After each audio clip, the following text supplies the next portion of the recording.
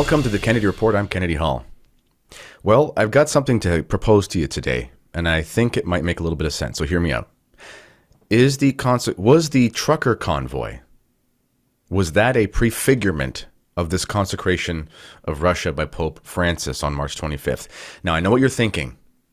The trucker convoy is not spiritual, it's not religious, it has nothing to do with the Catholic Church. Are you just trying to grasp at straws here? But I have a reason for this, and here's my reason. Before the trucker convoy, and I'm a Canadian, so I'm here and I'm in the belly of the beast, and we are currently, I think, the only place on earth where the unvaccinated still can't leave the country. You'd think they want us to leave. If they thought we were going to get them sick, you'd think they'd want us out of here. But anyway, we were really despairing. It looked like there was no end in sight. To be honest, I wasn't, there were Canadians I know, and I'm one of them, who was thinking, do I have to have an exit plan from this country? Am I going to have to escape in the middle of the night over the border with my family? I'm serious. We thought about these things. We thought, are they going to come after our children if we don't do what they want? These are real fears that we had. It got really dark, really, really dark. Families have been destroyed. It's been a complete and utter disaster. But then out of nowhere, at the coldest and darkest time of the year, if you know anything about Canadian weather, late January, early February is like a polar vortex. We heard news of these trucks coming out of the west. It was a few miles long, and then all of a sudden it was about 50 miles long, one convoy, just from the west.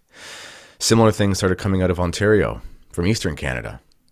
Millions of dollars were raised.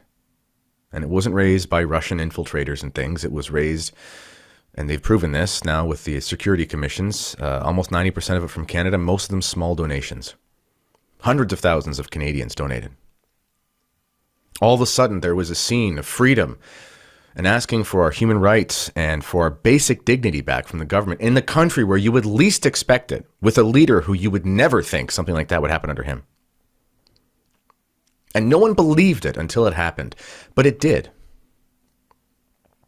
Now, eventually the movement was squashed. Of course it was. If you do a long-term sit-in or protest, they're going to come after you. But everything started opening up. Nothing was opening, and all of a sudden, places started dropping their mandates. Canadians started getting back their rights. Churches started opening.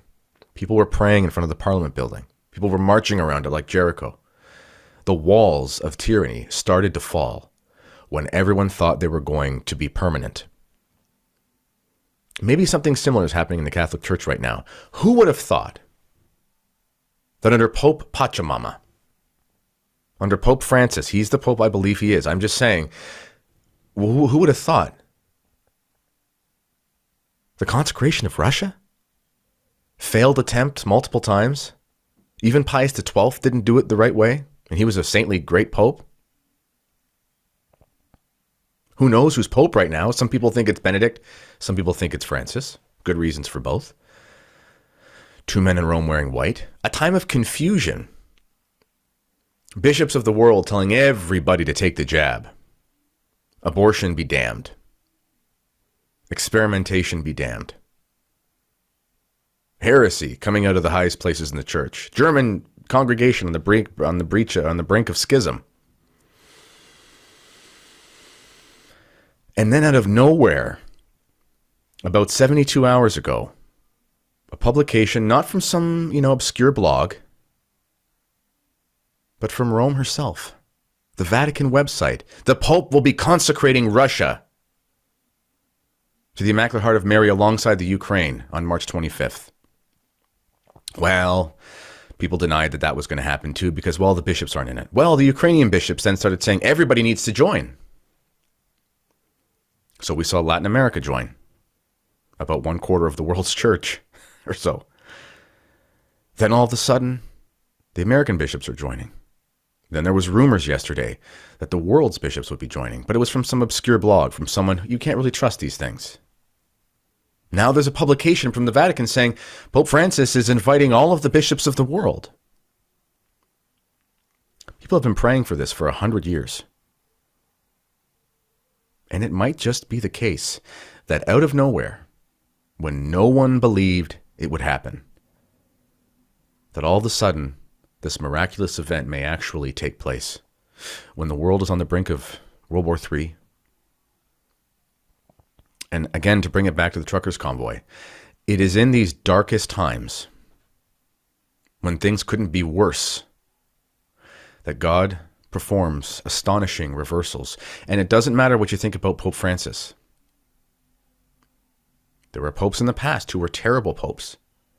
But when push came to shove, they withstood the onslaught of heretics and established or reestablished or reaffirmed Orthodox teaching.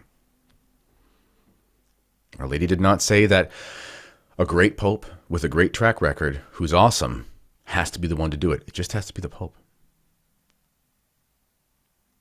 In history, we see, in the history of salvation and the history of the church, we see events taking place in natural history, the history of nations and the history of people preceding what happens in the history of the church.